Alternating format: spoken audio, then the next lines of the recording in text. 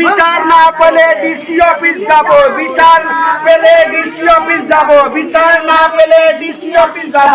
BJP কর্মী অরুণ সাউ ওরফে ভম্বল দীর্ঘদিন ধরে বিজেপির সমর্থক। এই ভম্বলের ওপরে অভিযোগ ওঠে, এলাকাবাসীর অভিযোগ অশোক যাদব আর তার দলের লোককে টাকার বিনিময়ে তৃণমূলের কিছু সমাজ বিরোধীকে প্রশ্রয় দিয়ে এলাকায় ঢোকাচ্ছে। চৌঠা মে রাজ্যে পালা বদলের পর বহু তৃণমূল সমর্থক রংপাল্টে গেরুয়া শিবিরের নাম লিখিয়েছে।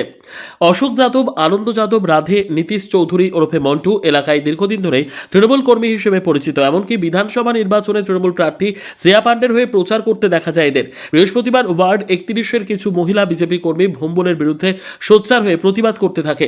রাজ্যের মুখ্যমন্ত্রী শুভেন্দু অধিকারী ও মানিকতলা বিধানসভা কেন্দ্রের বিধায়ক তথা রাজ্যের মন্ত্রী তাপস রায়ের কাছে মহিলাদের অনুরোধ যাতে এলাকার পরিবেশ নষ্ট না হয় আর ভম্বল অথবা তৃণমূল কর্মীর বিরুদ্ধে কড়া পদক্ষেপ নেওয়া হয়। মহিলাদের বিক্ষোভে এ খবর পেয়ে বিরাট পুলিশ বাহিনী ঘটনাস্থলে এসে পৌঁছে এবং পরিস্থিতি নিয়ন্ত্রণ করা হয়।